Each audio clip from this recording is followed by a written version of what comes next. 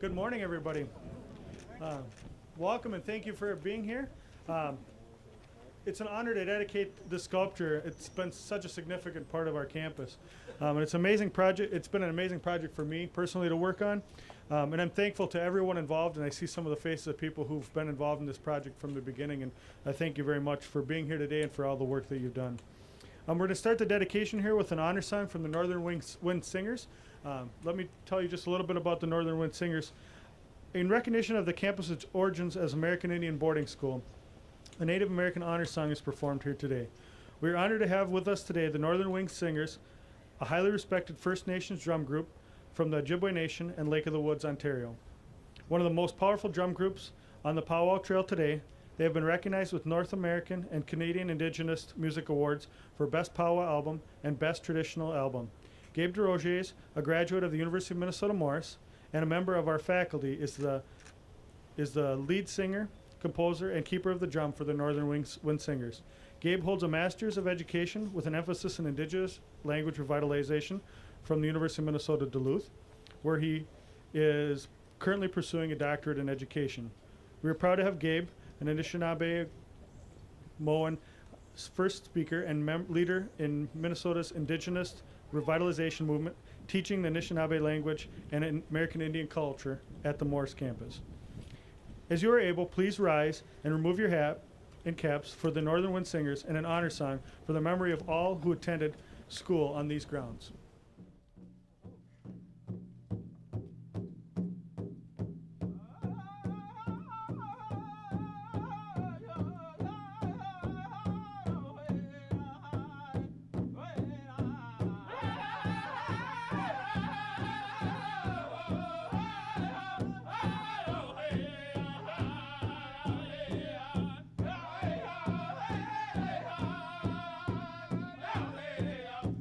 Yeah.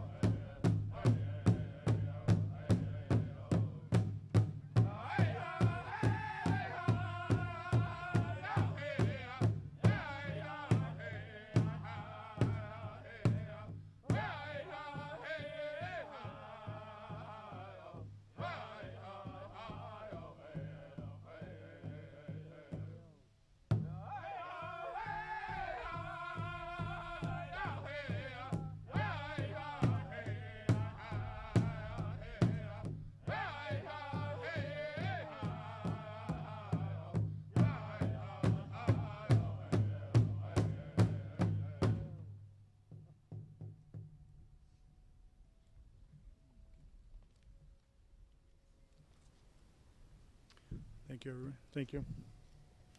And now I invite Chancellor Michelle Bair, Chancellor of the University of Minnesota Morris, to share a few words.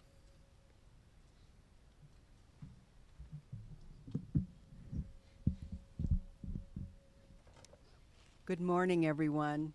I'm really proud to be here with you today as we formally dedicate this welcome addition to our beautiful, smart campus, especially during this particularly celebratory weekend. As you know, the University of Minnesota Morris is situated on lands that first were home to Anishinaabe, Dakota, and Lakota peoples. Before the University of Minnesota Morris was established here, the campus housed an American Indian boarding school. When the Bureau of Interior turned the campus over to the state of Minnesota to establish the agricultural school that preceded us, it was with the stipulation that American Indian students would be admitted on the same conditions as other students, tuition-free. We proudly honor this policy today. Morris is located within 150 miles of 6 Native nations. Our campus is just one of 2 universities in the country with a federal mandate to provide a tuition-free education to American Indian students as a result of grants of land and facilities from American Indian boarding schools by the federal government. More than 300 American Indian students representing more than 65 Native American tribes and Alaska Native tribes and villages live and learn here. This sculpture honors these students, their communities, and all who have called, do call, and will call this place home. The sculpture is a visible reminder of the role that Native peoples have played in this place. Their histories have not always been happy ones, but those histories are inextricably linked to that of our campus, and Native peoples and nations are vitally important to our community today. We are so fortunate and pleased to be in the presence of this evocative sculpture, to have the opportunity to walk by each day a visible and tangible reminder of the role Native peoples have played on this land. The visions that Punky, Mary, and Dewey have had for a piece of art that would cement our sense of place could not be more fitting. Please join me in thanking them now and always for their generous contributions to our campus.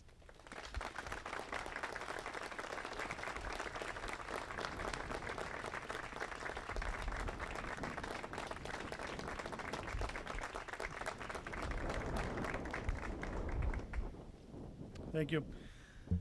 This sculpture is a gift from the University of Minnesota Morris alumni, Mary Sherhan Hepner from 1976, and Punky Hepner, graduate of 1973.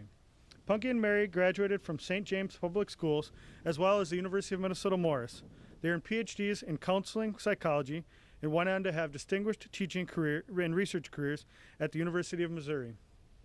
Punky and Mary retired in 2015. Punky as a Curator's Distinguished Professor, the highest distinction given by the institution, and Mary as a Professor Emerita. They are awarded Kepner Teaching Fellowships, the highest teaching awards at the University of Missouri. They also received several mentoring awards, including the Outstanding Mentor Award from the university. Both have been Fulbright Scholars in Europe and Asia.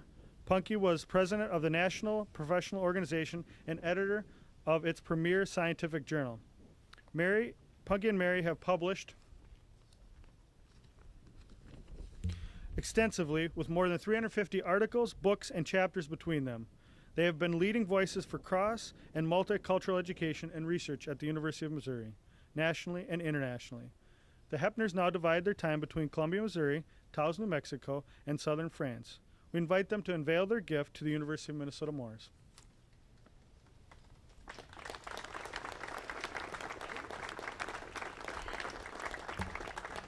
Thank you, Brian, and thank you for so many of our friends who have come here and others as well. Our hearts are just filled with joy and happiness. We just could not be happier today. Yes, yes, as Brian said, we graduated from here in the 70s. So I lived right there in the basement of Spooner Hall with Peggy, who is here today, and I think you have some folks. I lived in Blakely Hall over here, and such good friends, Ron Sanborn, Bob Hanson, John Allen, Mike Jacobs, who can't be here, and many others. It was just a wonderful place for me, a wonderful home. But if you can picture this, we kept saying for a long time we were first gen college, because that's such a term these days, but we realized we're really first gen high school, as none of our parents went on to high school. And so we came here and got this foundation at this small liberal arts college, and we so believe in liberal arts education as a result of it. Went on to get masters, to get PhDs, to teach for 4 decades at the University of Missouri. It wouldn't have been for this campus and that solid foundation. We would never have had that in our lives. 2 quick examples of the kind of teaching that we received here. I took many classes from 2 professors in psychology. Dr. Ernie Kimball. I would get papers back from him, and it would be just colored with red. And I'm like, oh no, I flunked this one.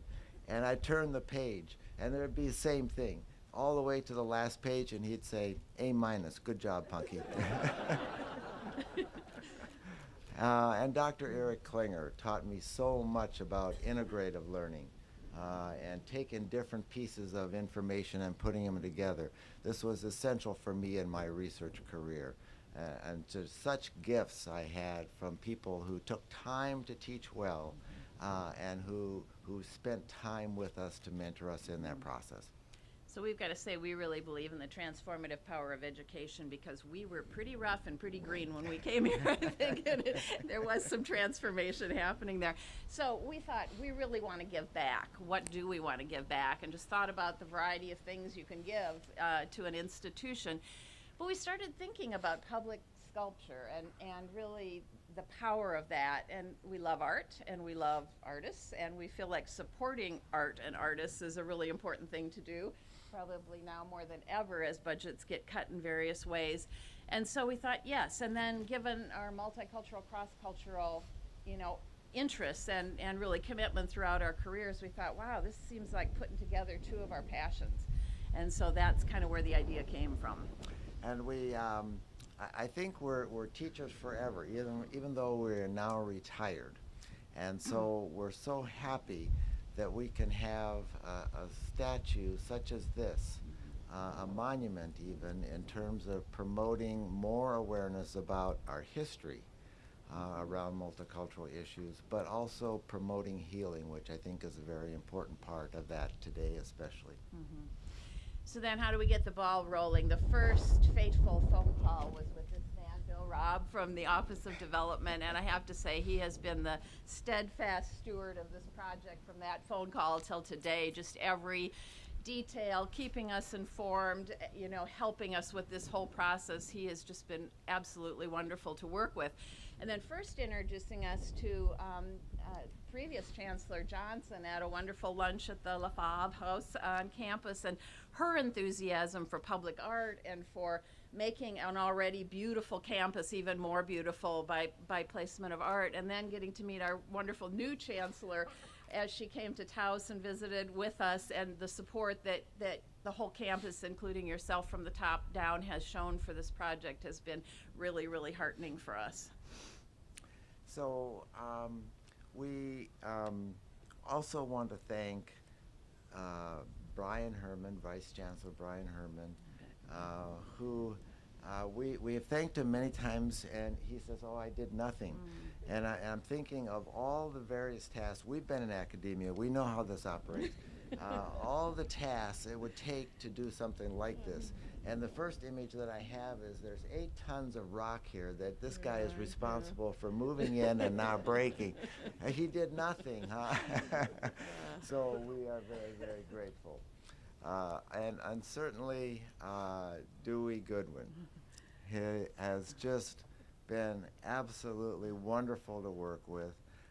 We are so appreciative of your vision and your skills and your dedication. We would watch the CAM from Missouri, And here's Dewey out here before dawn, working on it and smoking. And so the talent and the vision, Dewey, that you have given us here will be very instrumental for many generations. We are struck with already freshman orientation is including information about the Indian boarding schools and what happened there, and that is a huge outcome right there. But we know it takes a village to produce something like this, and we know we're not thanking everyone, you know, from the beautiful photographs, if you haven't seen online, that have been taken throughout this process, the marketing and communications and just the physical plant and what they had to do. And I know the food service that we're going to be enjoying as we leave here and move afterwards. All of that takes a lot to coordinate to make this happen, and you know, we weren't here, and we just are so thankful for such an efficient and wonderful campus who thinks of all the details and makes this happen. Also wanted to give a shout out to Bambi Yeah. for she Dewey's picked up wife. many tasks while Dewey was here working, and so thank you for all making this work and allowing this to happen, as well as Inkpa, who is I think here, and the student assistant Joe. And all that help was just wonderful. Yeah. So I know some of you have already had a peek at this sculpture before, but we are going to feel very honored to be the ones to formally unveil the sculpture. And they say it's going to be really easy, like this is really going to come right off, right, Bill? There we go.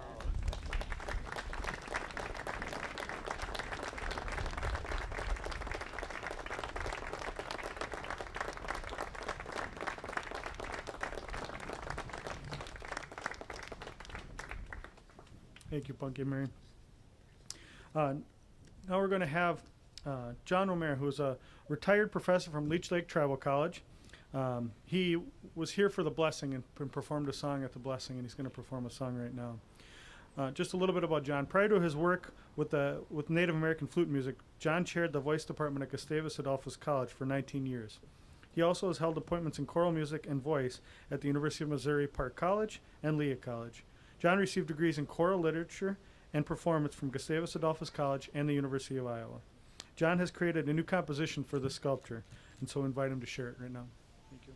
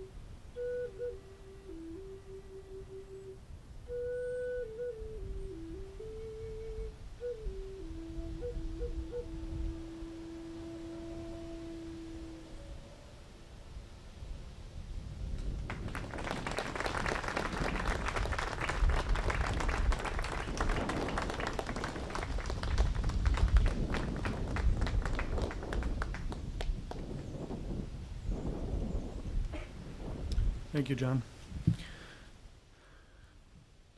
Dwayne, Dewey Goodwin, Anishinaabe. I have to say a couple things before I talk about him. Dewey was, when we were going through this process, when Dewey walked in with his clay model of this sculpture, we knew right away that this was exactly what we needed. And then as having worked with him through this whole process, it's just amazing to watch him work and the vision that he has. So he's been carving since 1971. He first began working with pipestone. And Dewey studied at the Institute of American Indian Arts. He was trained under the renowned Apache sculptor Alan Hauser, who later became his mentor and friend. Dewey has received many honors for his work. He was one of 14 carvers from around the world that were selected to be part of the Minnesota Rocks International Stone Carving Symposium in 2006. Dewey's sculpture for that event, Sacred Dish, still stands at Mounds Park in St. Paul. We are proud to have collaborated with Dewey on the sculpture, and we honor him today. Please join in welcoming Dewey.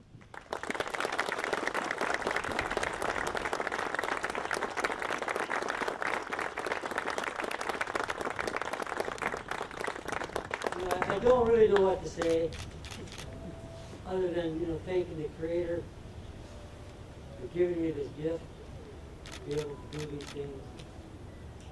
Without that, I don't think I could be able to do it. This project was totally an inspiration and a spiritual project.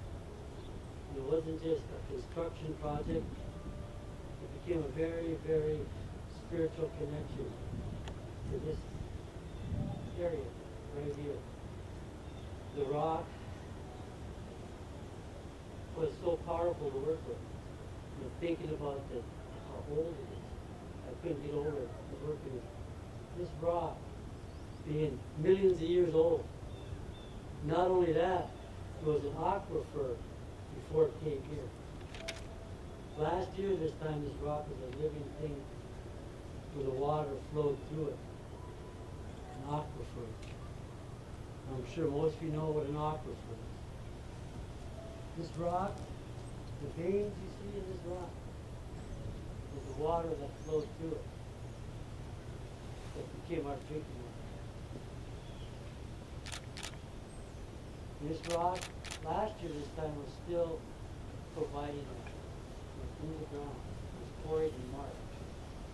I went down there in June and selected this rock for this particular project. And this is not the easiest rock to manipulate and turn into a sculptural piece. But I've worked with it before, and I know the characteristics and how to create and turn it into something like this. When this rock was placed here, it was approximately 18,000 pounds, a big block of rock. And it scared me. It really did, it really did. To do something of this magnitude at my age with the heavy tools we worked with was not an easy task. I had two young men that helped me through this whole process. And not only the young men, but I had enormous support from the grounds crew. One such man that was such a great part of this project is Whitey. Come on, Whitey. Come on up here.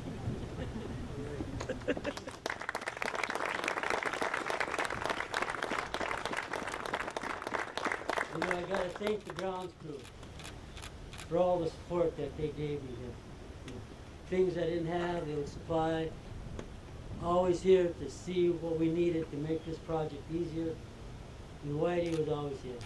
And a number of the other guys and gals that came by to support this project. So I really got to hand it to them for helping. And then the two boys, Joe and Inkpa, unfortunately they didn't make her. But they were a big part of it. I could have not done it without them. They did things that I didn't need to do just to make it easier so I didn't have to work so hard. They tell me to sit down, we'll do it. We'll put away all the tools and do all that. Just relax. Because, this project took a toll on me physically. You know, and a lot of the people that were here watching it could see the dynamics in the process and the tools that we worked with. We were in dust from head to toe every day for weeks on end, in the heat, the humidity. But it was such, we were so into it, you know, our spirits were into it, and each one of the boys provided their effort to make this happen. And the sculpture itself, you know, kind of speaks for itself. You know, I used my mother as a model, my grandkids as models, using their characteristics and putting them into the rock. You know, I'm a stone carver, I'm an artist, and I want to thank Brian for putting up with me this summer. It wasn't always easy putting up with me, but he did it. Anyway, I want to thank Mary and Punky and everybody that's here for taking part into this historical time at Morris. My grandma went to school here as a young girl. So it gave me that direct contact, that insight, that feel to do this project. Come up with this idea, it just kind of like, it was always there. It was always meant to be. And for me, I was just a very small part of it. So, you know, bring this out to you folks. Best I possibly could do. It was done, pretty much. You know, many days, every day, I came here before the sun come up. It's still dark. Come here, thank the Creator for giving me this time, this opportunity to work right here in this very, very special place. And there's people that came by every day to witness, to watch us, support us, tell us how good a job we're doing, we're working hard, brought us food. Vern and Don had a basket that they would put food in, we'd eat it, and leave it out there, they'd take it and bring back some more. To help us, you know, so we didn't have to go to town and get our own food to eat. So they helped us out. And everybody else that helped in this project.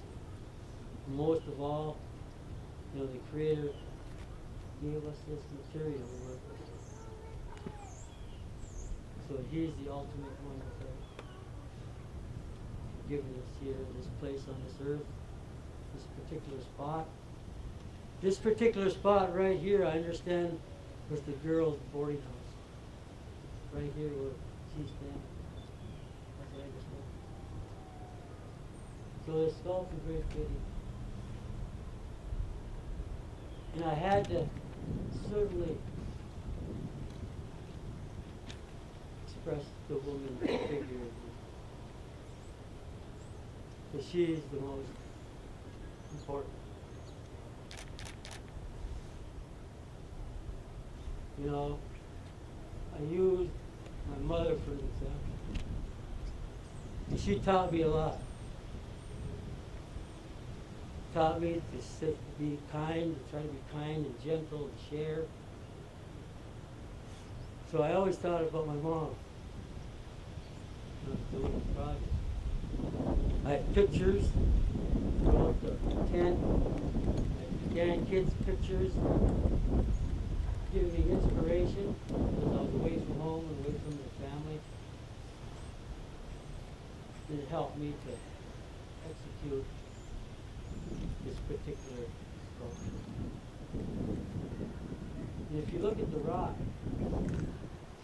is not the same all over. You get up into the face of the grandma, the rock is totally different. It's aged, it looks aged and weathered and wore. Just the way the rock ended up to be. And he tells a story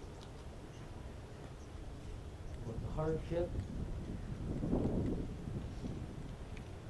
trauma, taking place through life in our plight to survive. What can I say other than that? I want to thank everybody. John, who's come to many of these for me, played his beautiful music.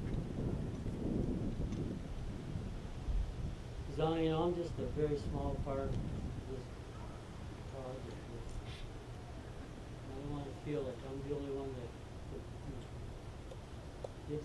It was not me. It was a lot of people. Mary and Punky. Bill. Where's Bill? I'm beyond 3 minutes. I love you, Dewey. Bill gave me 3 minutes.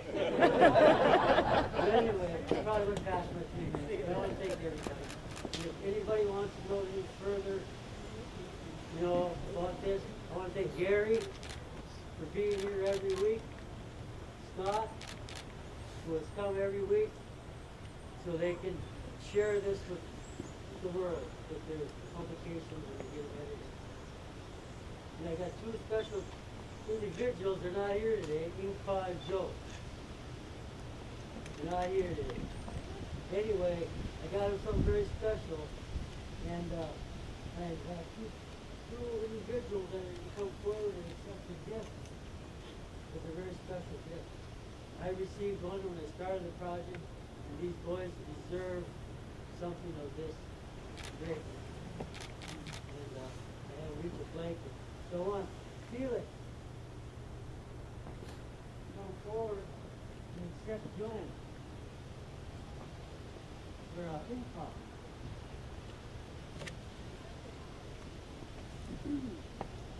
And I know these boys would not take the bonus out and give them and do this.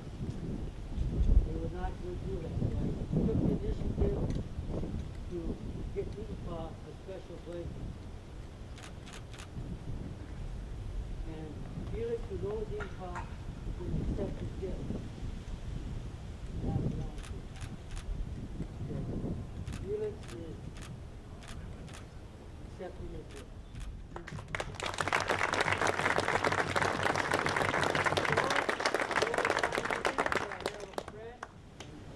Nephew, that Joe knows who's going to accept Inca's gift.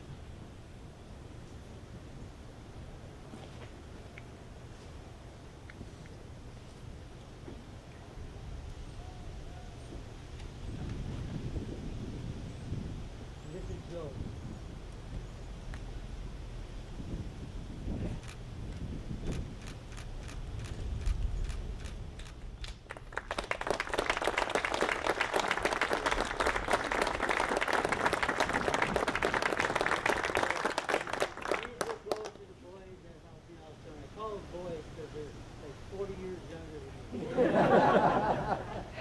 One was 21 and one was 22.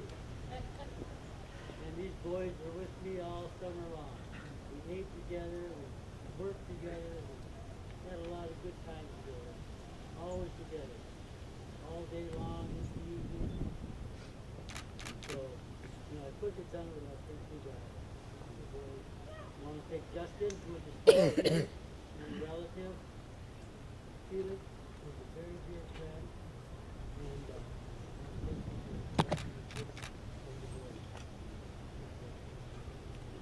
sorry, I'm taking you.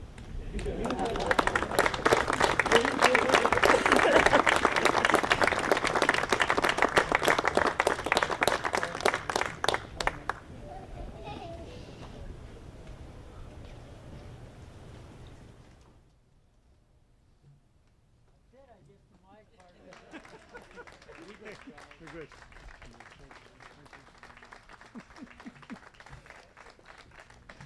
Thank you, Dewey. I'm going to ask Gabe DeRoger to give us a blessing before the meal. After the blessing, we invite everyone to come into Oyate Hall, so down around this way into Oyate, for a traditional meal. The meal will be preceded by the blessing that Gabe is going to do right here, and then the preparation of a spirit plate. And so we'll allow all the elders to go first. So.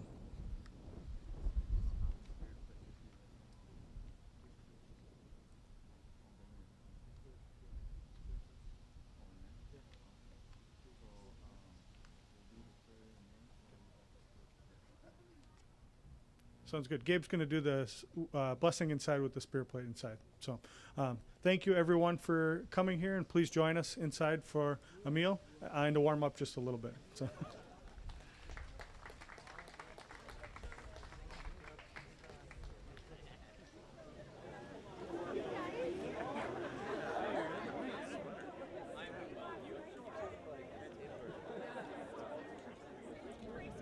Right.